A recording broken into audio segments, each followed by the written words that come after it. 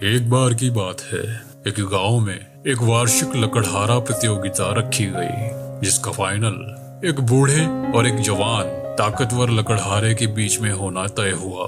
प्रतियोगिता का नियम एकदम सरल था, जो एक दिन में सबसे अधिक पेड़ काटेगा वही विजेता बनेगा।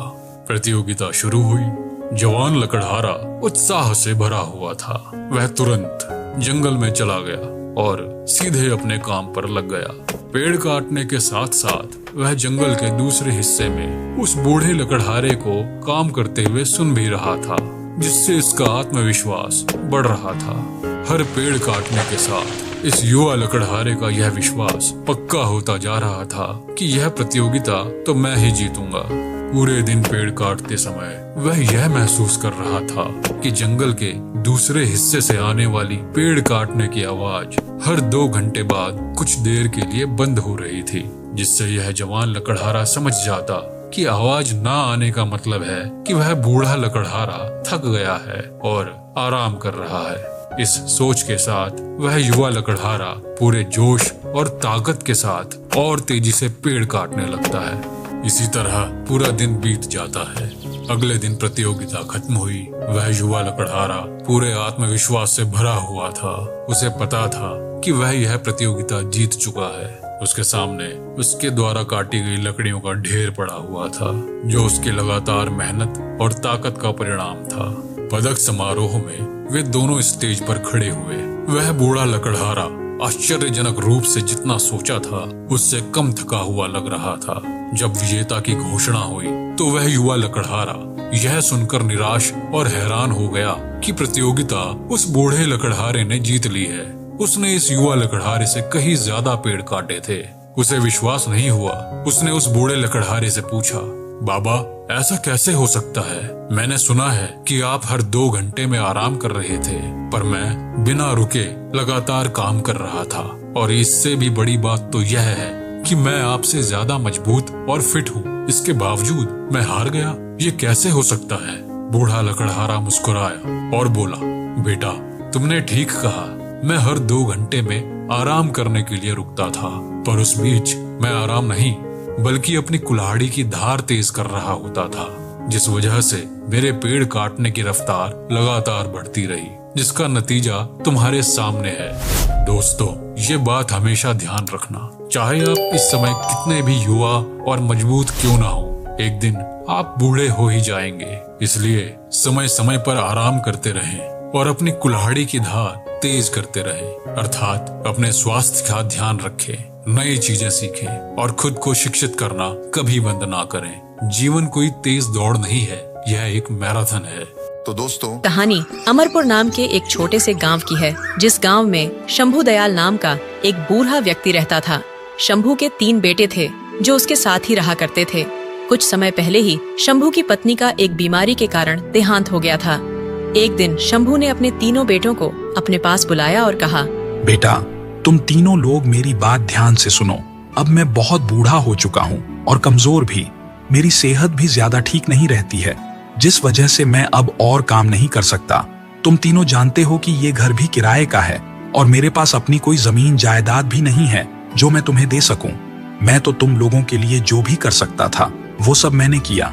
मेरे बेटों, अब मैं चाहता हूँ कि तुम तीनों भाई ये गांव छोड़कर किसी दूसरी जगह कमाने के लिए निकल जाओ। अब इस गांव में हमारे लिए कुछ नहीं रखा है। मैं जानता हूँ कि तुम लोगों को भगवान ने बहुत ही खास कला और बुद्धि दी है, जो साधारण आदमी के पास नहीं होती। अब बस तुम्हें उस कला का इस्तेमाल कर कर आगे बढ़ना है। जी पिताजी, आपने जैसा कहा है बिल्कुल वैसा ही होगा। लेकिन हम आपको इस हालत में छोड़कर कैसे जा सकते हैं? अगर हम तीनों यहाँ से चले जाएंगे तो आपका ख्याल कौन रखेगा? इसलिए आपके ठीक होने तक हम यहीं रहेंगे और फिर बाद में चले जाएंगे। वक्त बीतता है और फिर एक दिन अचानक शंभू की भी बीमारी के कारण मृत्यु हो जाती है। अब तीनों भाइयों को अपने पिता की कही बात याद आती है। भैया, अब तो पिताजी भी नहीं रहे। अब हमें पिताजी के कहे अनुसार काम ढूंढने के लिए निकल जाना चाहिए। हाँ भाई, तुमने ठीक कहा। अब हमें निकल जाना चाहिए। चलो चलते हैं। इसके बाद वो तीनों भाई काम ढूंढने के लिए निकल पड़ते हैं। काफी लंबा सफर तय करने के बाद वो तीनों एक जगह पर रुकते हैं और तभी पहला भाई बोल पड़ता है, तुम जानते हो, अभी अभी यहाँ से एक ऊंट गुजरा है हाँ भाई, तुम जिस ऊंट की बात कर रहे हो मुझे पूरा विश्वास है कि वो ऊंट एक आंख से अंधा है। हाँ भाई, जिस ऊंट की तुम बात कर रहे हो उस ऊंट के ऊपर 2 आदमी भी बैठे हुए हैं। वो तीनों ये बातें कर ही रहे थे कि तभी वहाँ एक आदमी 2 सिपाहियों को लेकर आ पहुँचता है। सिपाहियों को देखकर उन तीनों भाइयों में से एक भाई उस आदमी से पूछता है, क्या हुआ भाई साहब, आप सिपाहियों के साथ हैं? लगता है आप कुछ ढूंढ रहे हैं। कहीं आप किसी ऊंट को तो नहीं ढूंढ रहे? और वो ऊंट एक आंख से अंधा भी है। उस ऊंट के ऊपर 2 आदमी भी बैठे हुए हैं। हाँ, तुम लोगों ने ठीक कहा, मैं अपने उस ऊंट को ही ढूंढ रहा हूँ। बताओ कहाँ है मेरा वो ऊंट? भाई साहब, हमें नहीं पता कि आपका ऊंट कहाँ है, लेकिन मुझे यह जरूर पता है कि आपका वो ऊंट उस दिशा में गया है। मुझे पता था कि किसी ने मेरा ऊंट जरूर चोरी किया है, इसीलिए मैं राज दरबार से 2 सिपाहियों को अपने साथ लेकर आया हूँ। अब तुम लोग जल्दी बताओ कहाँ है मेरा वो ऊंट? जरूर तुमने ही वो चुराया है। हमने कहा ना, हमने आपका ऊंट चोरी नहीं किया है। हमें नहीं पता आपका ऊंट कहाँ है। हम पर आप इस तरह चोरी का इल्जाम क्यों लगा रहे हो? हमें तो सिर्फ इतना पता है कि आपका ऊंट उस दिशा में गया है। बजाय हमें चोर कहने के अच्छा होगा कि आप जाकर अपना ऊंट ढूंढो। अभी भी वो ज्यादा दूर नहीं गया होगा। अच्छा, तुम लोगों ने मुझे बेवकूफ समझा है कि मैं तुम लोगों को छोड़कर यहाँ से चला जाऊं? तुम लोग मेरे ऊंट के बारे में इतना कुछ जानते हो जो किसी भी अनजान आदमी को नहीं पता। तुम्ही ने मेरा ऊंट चुराया है। तुम ही लोग बताओगे कि मेरा ऊंट कहाँ है, वरना अब मैं तुम तीनों को राज दरबार लेकर जाऊंगा। हाँ चलो राज दरबार। हमने कौन सा गुनाह किया है जो हम राज दरबार जाने से डरेंगे? चलो हम चलेंगे आपके साथ। कुछ ही समय में वो तीनों राज दरबार पहुँच जाते हैं और उन तीनों को राजा के सामने पेश किया जाता है। कहो व्यापारी, क्या परेशानी है तुम्हारी?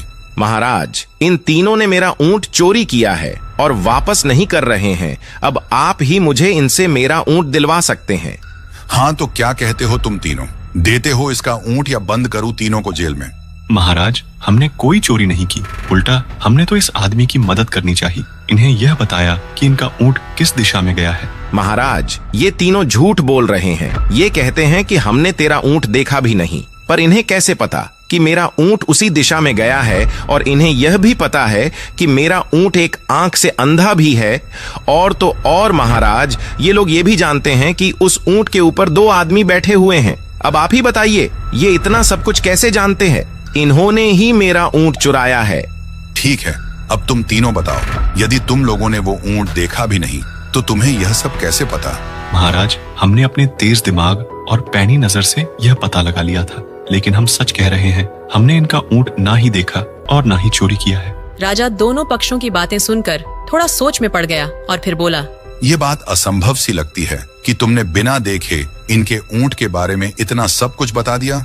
पर अगर तुम तीनों ये कह रहे हो कि तुमने चोरी नहीं की, तो अब मैं तुम तीनों की एक परीक्षा लूंगा। यदि तुम उस परीक्षा में पास हो गए तो तुम लोगों को यहाँ से जाने दिया जाएगा, अन्यथा तुम तीनों को आजीवन कारावास में डाल दिया जाएगा। जी महाराज, हमें मंजूर है, आप परीक्षा लीजिए। कुछ समय बाद राजा के आदेश पर वहाँ एक सैनिक लोहे का एक संदूक लेकर आता है और उसे राजा के सामने लाकर रख देता है।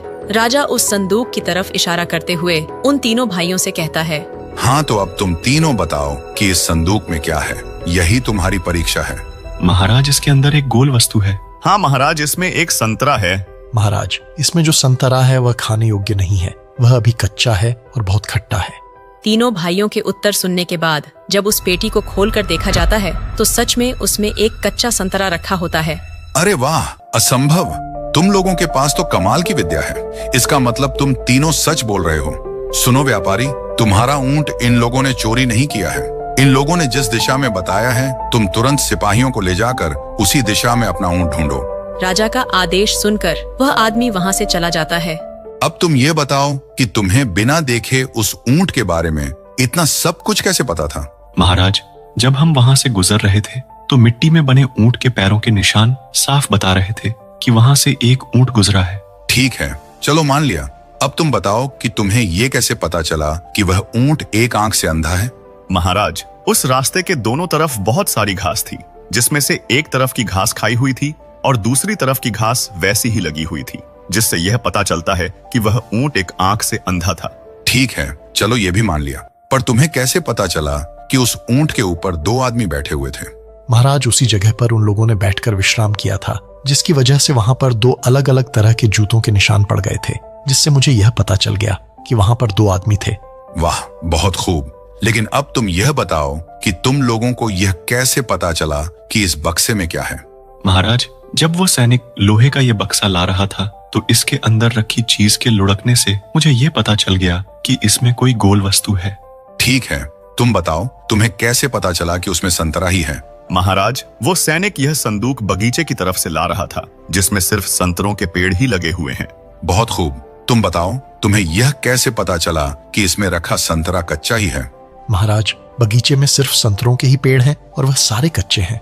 अभी वह खाने लायक नहीं हुए हैं, जिससे मुझे पता चल गया कि इसमें सिर्फ कच्चा संतरा ही हो सकता है। इस सब के बीच वो व्यापारी खुशी खुशी राज दरबार में पहुंचता है। महाराज, मुझे मेरा ऊंट उसी दिशा में मिल गया है जिस दिशा में इन तीनों ने बताया था। सिपाहियों ने उन दोनों चोरों को भी पकड़कर जेल में डाल दिया है। मैं यहाँ आपको धन्यवाद कहने और इन तीनों से अपनी गलती के लिए माफी मांगने यहाँ आया हूँ। आप तीनों मुझे माफ कर दो।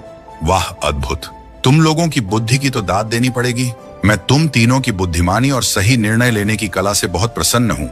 आज और अभी से मैं तुम तीनों को अपने राज्य में राजदूत के पदों पर नियुक्त करता हूँ। दोस्तों, कहानी